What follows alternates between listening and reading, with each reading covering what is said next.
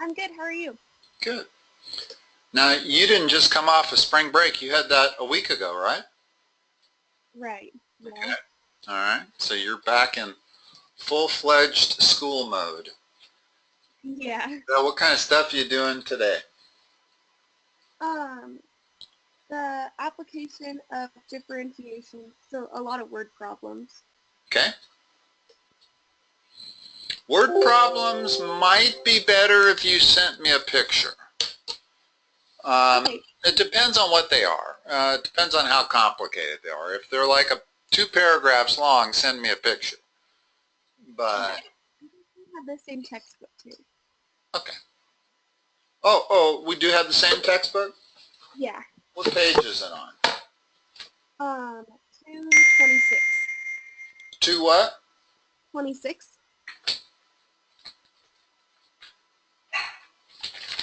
Okay, which ones? The first one is question 47. The illumination one.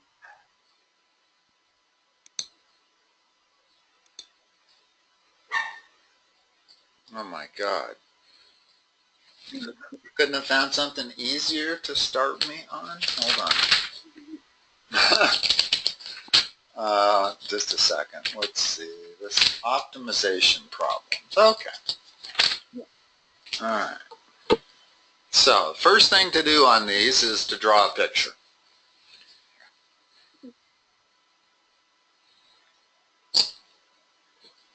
And basically trying to draw what they are talking about.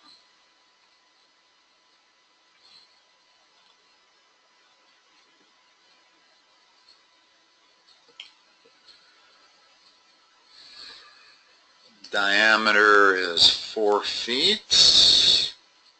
Makes the radius 2 feet. And we want this vertical height.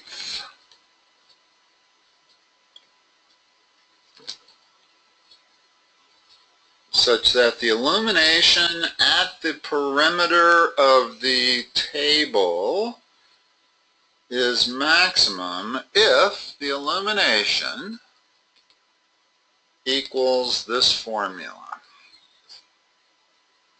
Or I should say this function.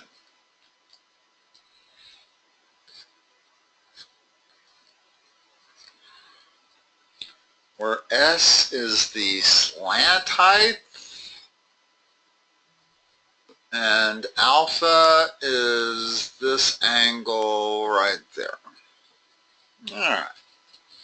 And that's also the same angle over here. That's also alpha. Alright, so we are trying to maximize the illumination, correct? Yeah. Okay. What that means is that we want to take the derivative of it and set it equal to 0.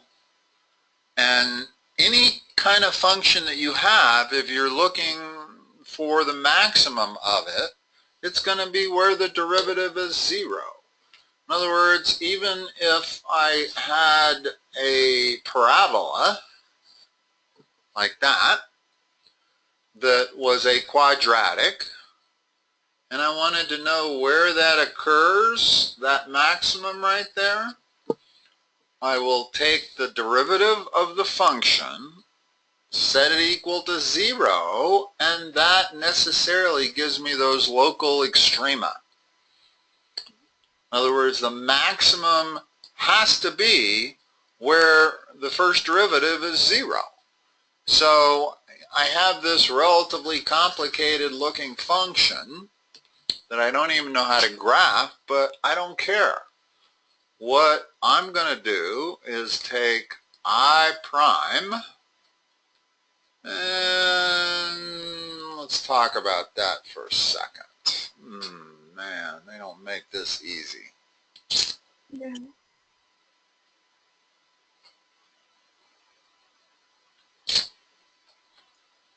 Whenever you have a function that is a function of two variables, and we only have two variables here, we have alpha and we have s. K is a constant, okay? So our goal is to make one of these variables a function of the other. And we can do that. In other words, if we can make I a function of one variable only, either alpha or s, I haven't thought about it long enough yet, but if we can make I a function of s, then we can differentiate it, set it equal to 0, and solve for the s that gives maximum illumination. Maybe we need to make s a function of alpha. But let's look at the triangle involved.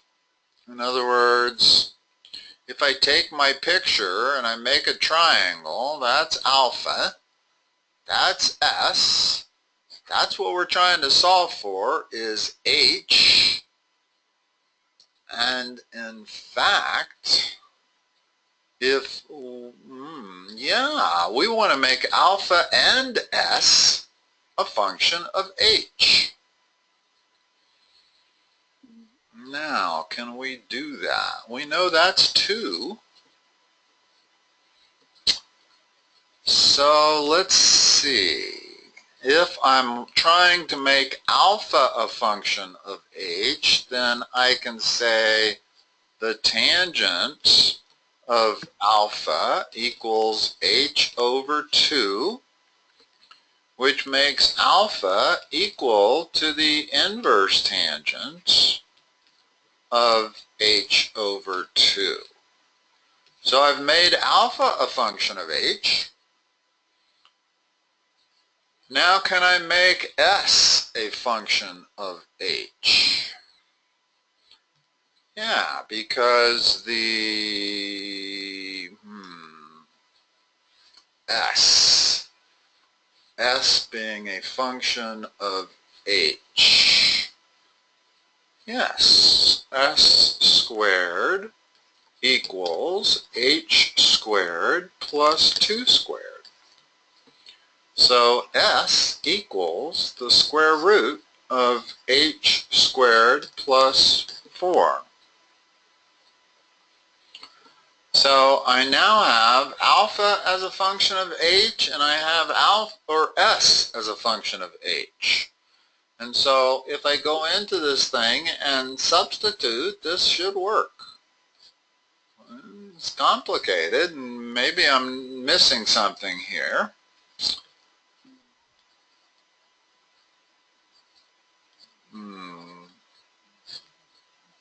Seems to me that it's awful strange that they're giving you something. Well, at least s squared is h squared plus 4. Are you with me so far? Yeah, I think so. And I need to erase that, because that's not what I prime is, that's what I is. In other words, I have turned I into a function of h by analyzing these triangles.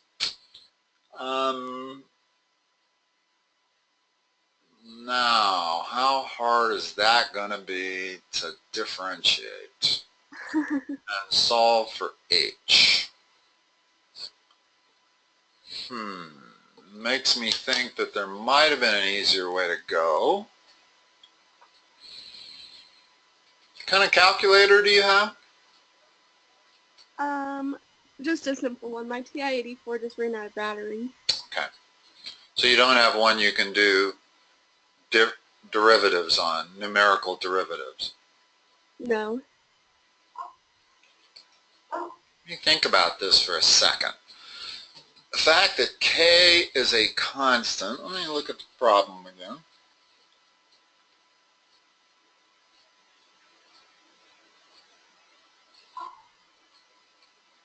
The answer's in the book, huh?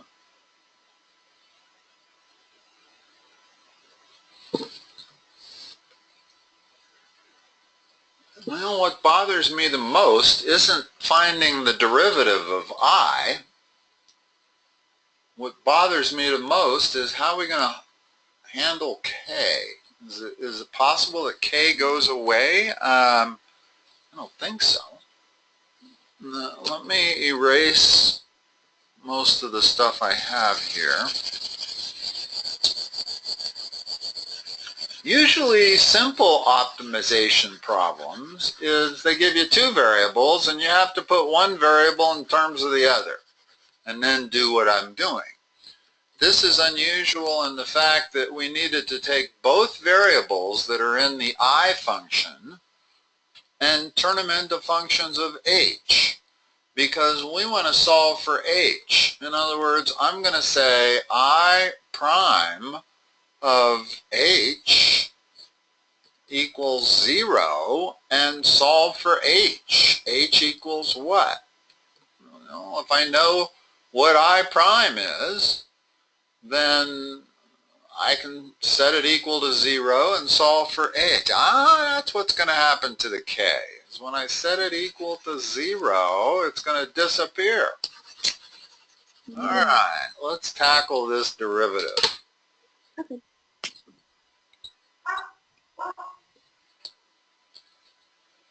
It's the quotient rule. So it's h squared plus 4. Yeah, hold on. Do you know the quotient rule? Yeah. I mean, I don't want to teach you a new rule if you know it. So it's the bottom times the derivative of the top. The derivative of the top is going to be K. The derivative of the outside, which is cosine of inverse tan of H over 2, times the derivative of the inside, which is 1 over 1 plus H over 2 squared, times the derivative of that inside, which is 1/2. I must have done it the hard way. But I think that takes care of the numerator. Oh, plus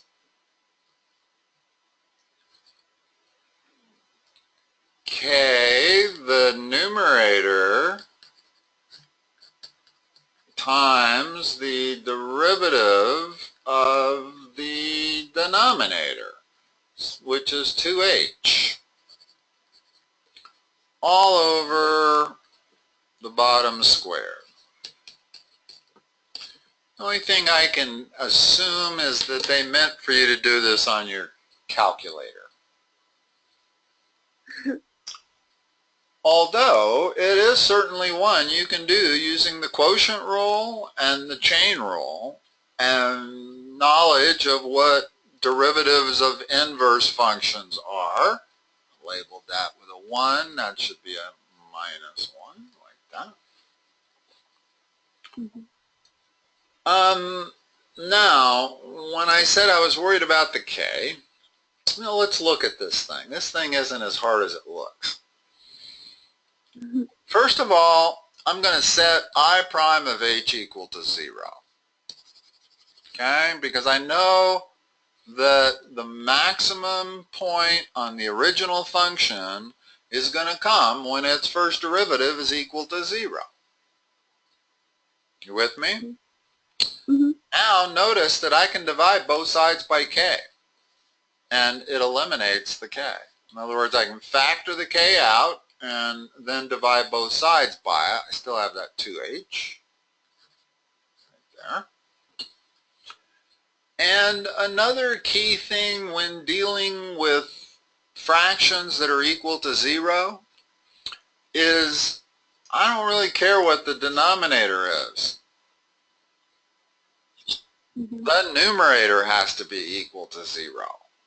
So I can erase that denominator, especially knowing that it's positive. In other words, H squared plus 4 is always positive If I square it, it's still positive. That means it can't be 0. That has to be true. Okay. Now,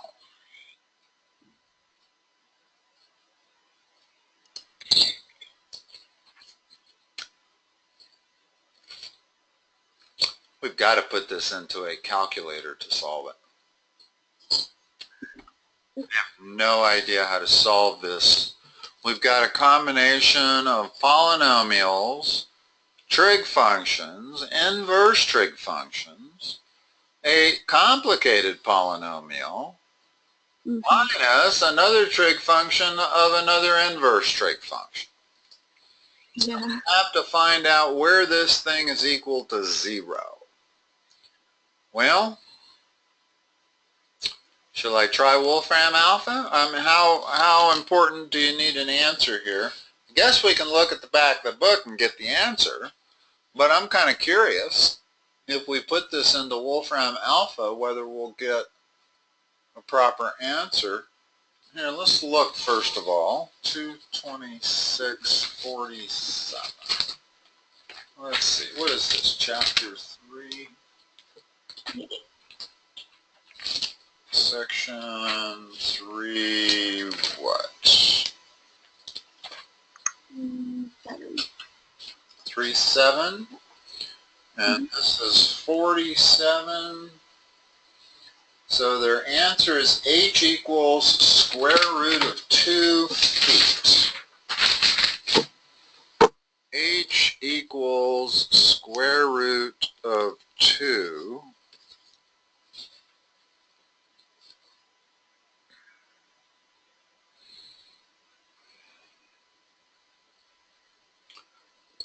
Brianna, here's the thing. I could put this into Wolfram alpha. It would take me 5 minutes to get it in there.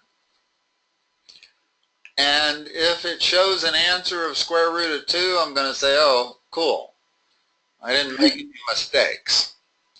If it shows us an answer something other than square root of 2, then I'm going to say I must have made a mistake somewhere. And there was lots of opportunities to make mistakes.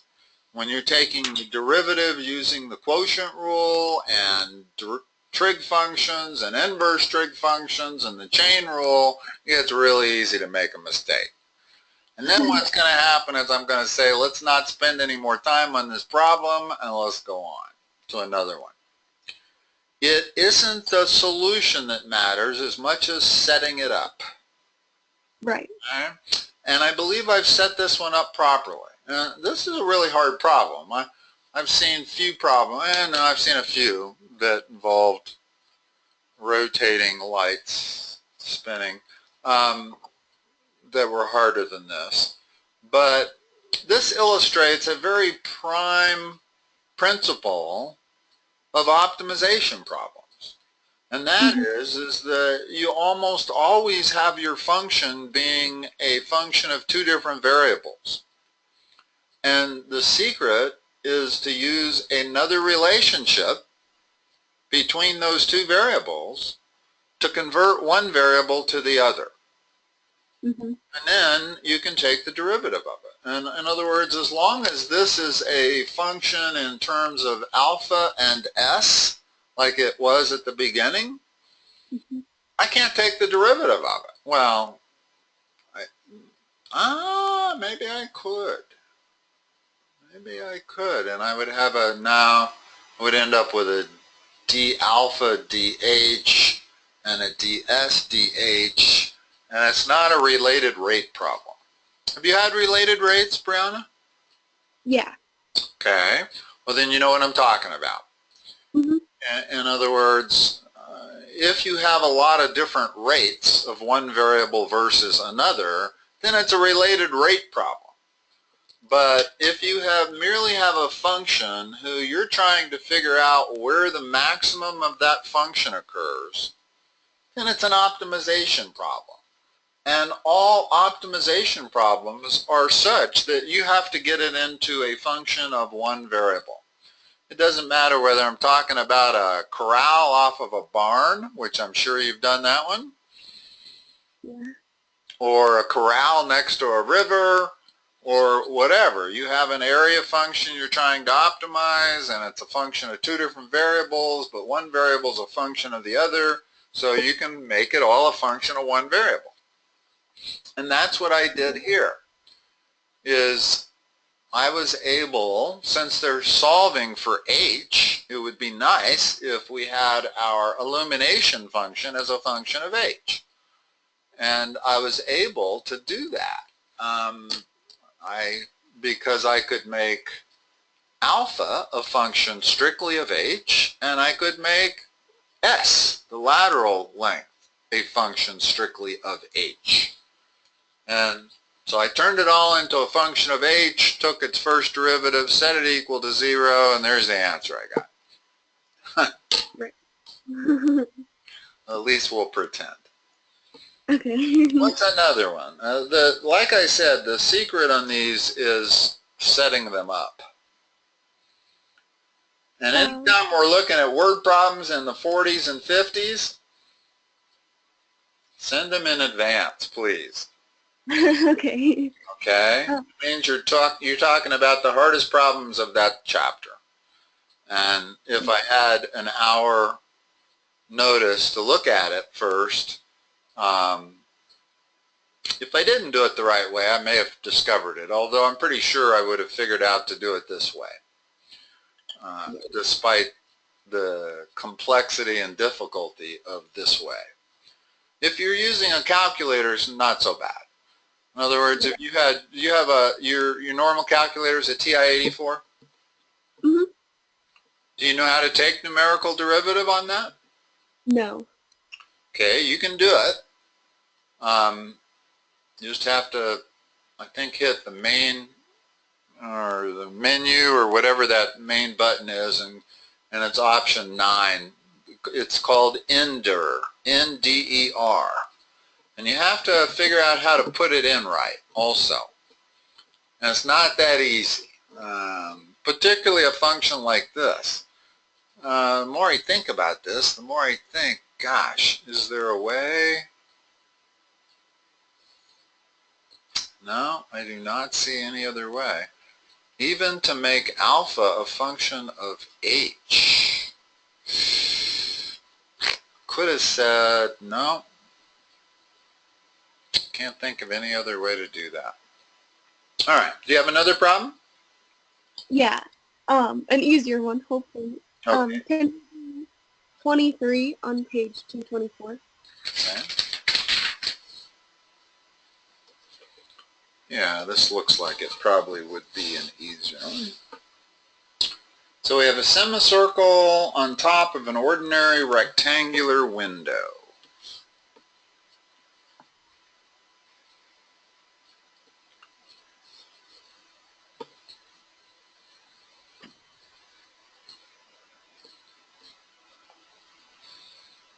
Find the dimensions of a Norman window of maximum area that has a total perimeter that is 16 feet. Okay, this is a Norman window that we have here. And this, I suppose, I'll leave it as a solid line, but they want the whole area of this thing. Okay, so what is it they're maximizing? The area. The area function. What is the area of this? If I put some dimensions on here, like x and y, give me the area in terms of x and y. It would be 2xy. Well, the area of the bottom rectangle is x times y plus the area of the semicircle, whose radius is half x, and it's a semicircle, so it's going to be half pi half x squared. See how I got that? Yeah. All of it? Mm-hmm. That's the whole area, both the rectangle and the semicircle.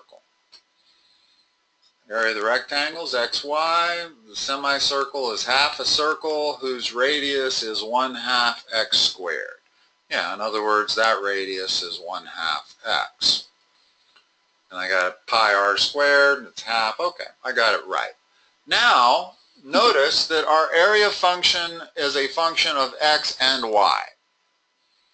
Well, it would be really nice if we could make it a function of one variable only. Because if we can do that, we can take the derivative of it, set it equal to 0, and find out what the value of that variable is when its first derivative is 0. Yeah. Well, they give us a total perimeter of 16 feet. Well, what's the perimeter equation? Perimeter equals 16. What's our perimeter here? 2y plus x plus 1/2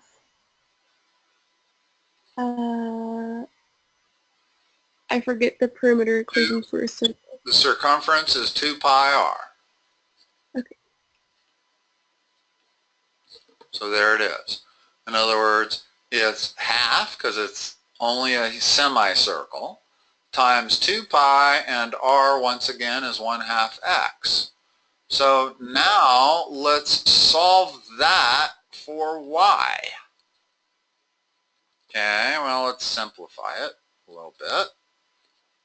And now what do I have? I have 16 equals 2y plus pi over 2 times x plus x, correct? Mm-hmm.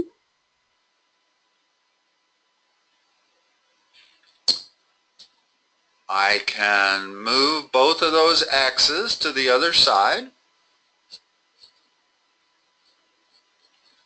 I could also combine them, but there's no need to combine them yet. Okay. Divide the whole thing by 2. That's what y is equal to. See? Yeah. Okay. Now I can substitute this y, which is a complete function of x, in up here. So that I get a equals x in place of y. Let's see, I believe that becomes 8 minus pi over 4x minus x over 2. That's what y is. Plus 1/2 pi times 1/4 x squared. That becomes pi over 8. Canceling out the 1/2. And at least now, again, this convinces me even more that you're supposed to do these on a calculator. Mm-hmm. Just because these functions we end up with are really complicated. Yeah. But at least it's a function of x. Okay? There are lots of simplifications I'm going to be able to do. I'm going to have a number of x squareds. I already got an x squared over there. So I'm going to be able to add and subtract a lot of this. I'm not sure how much benefit this is for you and I to do this, because this is algebra. This is no longer calculus. We've done the calculus part. Right. Right? What this is complicated algebra. Mm-hmm. All right. Let's see, I had my boy, too bad that's not a pi over 8.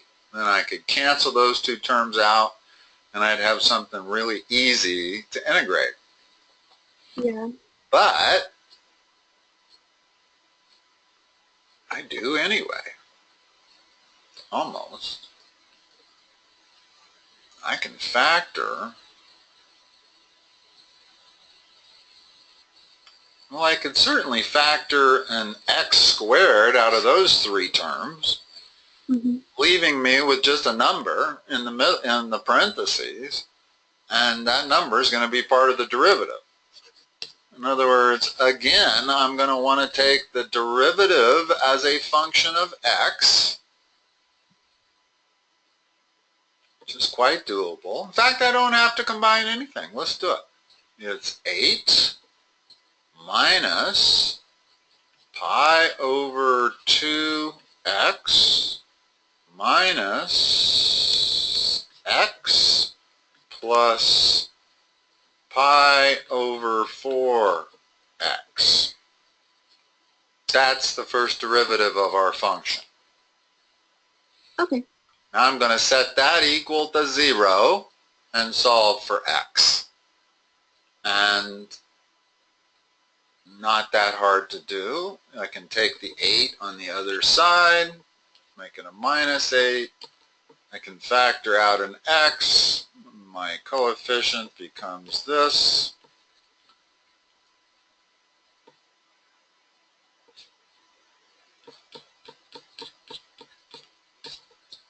Solve that equation. X equals minus 8 divided by that number. There's your answer. In other words, if I solve this, I get x equals minus 8 divided by the remaining number. Whatever that number turns out to be, we know it's a number. It's not a variable. Okay.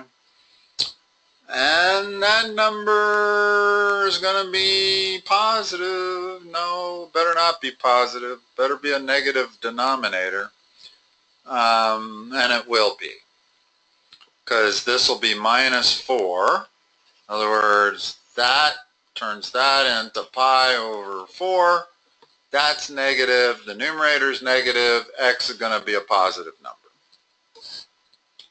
That will be the value of x that maximizes the area of that Norman window. Who knew it was so hard to figure out, well, given a certain perimeter, but see, that's important. Let's say the perimeter is built of wood. Then we know we have 16 feet of wood to build this thing. So how do I build it such that I get the maximum amount of light to come through? Well, use calculus. And you do what we just did. Gosh. I'm not sure I agree with the philosophy of giving you this degree of difficulty. These are hard enough to figure out the easy ones. Yeah. 23 isn't that bad, but 47 is a little ridiculous. I guess. I don't know. Maybe not. 27 can even be tough. 27 is one of the tougher ones you're going to run into. But anyway, I will let you go, Brianna. Thank you for the help. You're welcome. Talk to you next time. Okay. Bye-bye.